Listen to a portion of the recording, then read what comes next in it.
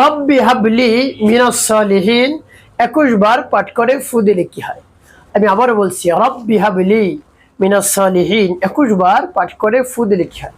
খুবই দামি এবং গুরুত্বপূর্ণ আমলটি আপনি শিখে রাখুন, আপনার কাজে লাগবে। আমলটি কখন কিভাবে করবেন, কোন নিয়মে করবেন, আমলটি করে কিভাবে উপকৃত হবেন আমি বলে দিচ্ছি।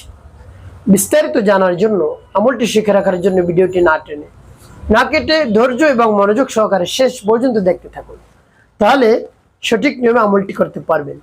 আর যদি টেনে টেনে কেটে কেটে দেখেন তাহলে অনেক জায়গা বাদ পড়ে যাবে, সঠিক নিয়মে আমলটি করতে পারবেন না। প্রিয় ভাই বোনেরা, আমলটি করতে আপনার টাকা পয়সা খরচ করতে হবে না, 1 পয়সাও খরচ করতে হবে না, অল্প কিছু সময় আপনাকে ব্যয় করতে হবে। তো অল্প কিছু সময় ব্যয় করে যখন আমল করবেন, এর ফলাফল দেখে আপনি সবচেয়ে বেশি আনন্দিত হবেন। আপনি মনে মনে বলবেন যে আরো যদি আমলটি করতে পারতাম তাহলে ভালো হতো। তো প্রিয় ভাই বোনেরা, আমলটি কিভাবে করবেন আমি বলে দিচ্ছি। শুরুতেই উত্তমরূপে পবিত্রতা অর্জন করবেন। পবিত্রতা অর্জন করে উত্তম পোশাক পরিধান করে নির্জন জায়গায় বসবেন, কেউ যেন আপনাকে ডাকাডাকি না করে। আর আমলের দিকে মনোযোগ নিয়ে আসবেন। দুনিয়ার যত চিন্তা রয়েছে সব আপনি মাথার থেকে বের করে দিবেন। এরপরে জীবনের গুনার কথা স্মরণ করে ক্ষমা প্রার্থনা করবেন। আস্তাগফিরুল্লাহ, আস্তাগফিরুল্লাহ, আস্তাগফিরুল্লাহ।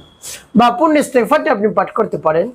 আস্তাগফিরুল্লাহ রাব্বি মিন কুল্লি যামবি ওয়া আতুবু ইলাইহি লা হাওলা ওয়া লা কুওয়াতা ইল্লা বিল্লাহিল আলিয়্যিল আযীম। যখন পাঠ করে হয়ে যাবে, এরপরে 3 বার দরুদ শরীফ পাঠ করবেন। সাল্লাল্লাহু আলাইহি ওয়াসাল্লাম, সাল্লাল্লাহু আলাইহি ওয়াসাল্লাম, সাল্লাল্লাহু আলাইহি ওয়াসাল্লাম। ইস্তেগফার দরুদ শরীফ যখন পাঠ করে হয়ে যাবে, এরপরে সেই দোয়া পাঠ করবেন। যখন পাঠ করবেন, আল্লাহ রাব্বুল আলামিনের কাছে বলবেন, আল্লাহ আমার আমলকে সময়কে কবুল করুন। আর যে সমস্যার সমাধানের জন্য আমলটি করতেছে আপনি তো জানেন, আপনি তো আলিমুম বিজাতিস সুদূর, আমার সমস্যা সমাধান করে দিন। এভাবে বলে তারপর দোয়া পাঠ করবেন। পরবর্তী কি কি করবেন আমি বলে দিচ্ছি, আগে দোয়াটি বলে নেই। কোন উদ্দেশ্যের জন্য এই দোয়াটি পাঠ করবেন সেটিও বলে দিব। তো আমলটি শেষ করে নেই। বিসমিল্লাহির রাহমানির রাহিম। রব্বি হাবলি মিনাস সালিহিন, রব্বি হাবলি মিনাস সালিহিন,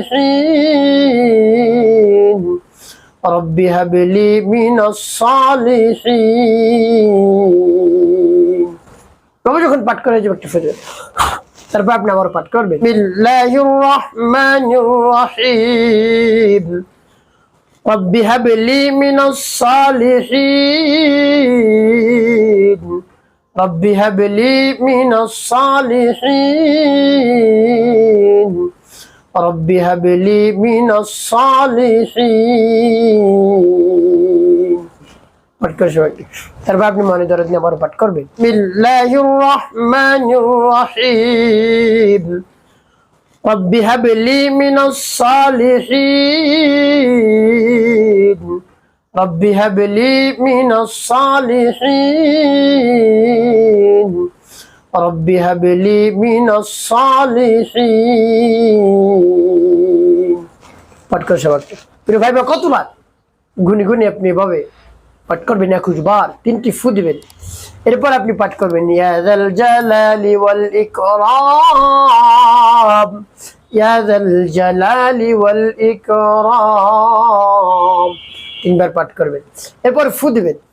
প্রিয় ভাই বোনেরা, সর্বশেষ নবীজি সাল্লাল্লাহু আলাইহি ওয়াসাল্লামের মহব্বত নিয়ে, ভালোবাসা নিয়ে আপনি 5 বার দুরূদ বিরাম পাঠ করবেন। আল্লাহুম্মা সাল্লি আলা মুহাম্মাদ ওয়া আলা আলি মুহাম্মাদ কামা সাল্লাইতা আলা ইব্রাহিম وعلى آل إبراهيم إنك حميد مجيد اللهم بارك على محمد وعلى آل محمد كما باركت على إبراهيم وعلى آل إبراهيم إنك حميد مجيد وصل على محمد وعلى آل محمد كما صليت على إبراهيم وعلى آل إبراهيم إنك حميد مجيد اللهم بارك على محمد وعلى آل محمد كما باركت على إبراهيم وعلى آل إبراهيم إنك حميد مجيد وصل على محمد وعلى آل محمد كما صليت على إبراهيم وعلى آل إبراهيم إنك حميد مجيد اللهم بارك على محمد وعلى آل محمد كما باركت على إبراهيم وعلى آل إبراهيم إنك حميد مجيد। এবার যখন পাঠ করা হয়ে যাবে, এরপর 2টি ফু দিবেন।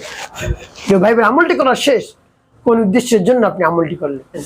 দেখা যায় দীর্ঘদিন হয়ে গেছে আপনি বিবাহ শাদী করেছেন, 5 বছর, 10 বছর, 20 বছর এভাবে হয়ে গিয়েছে, আপনার সন্তান নেই।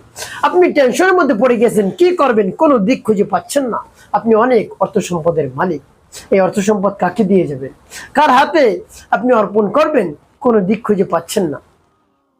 তো এটা ভেবে আপনি পেরেশানির মধ্যে পড়ে গিয়েছেন, আর পেরেশানিগ্রস্ত আপনার হতে হবে না। রব্বে কারিমের কাছে বলুন, দোয়াটি পাঠ করে দেখবেন আপনার জন্য নেককার সন্তানের ব্যবস্থা আল্লাহ রাব্বুল আলামিন করে দেবেন। যদি ছেলে সন্তানের দরকার হয় বলবেন, হে আল্লাহ ছেলে সন্তান দান করুন। যদি কন্যা সন্তানের দরকার হয় বলবেন, আল্লাহ কন্যা সন্তান দান করুন। বা এটাও বলতে পারেন যে আল্লাহ আপনার মর্জি অনুযায়ী আমাকে একটি সন্তান দান করুন, যাকে পেলে আমার জন্য ভালো হবে, আমার জন্য মঙ্গল হবে, তাকে আপনি আমাকে দান করুন।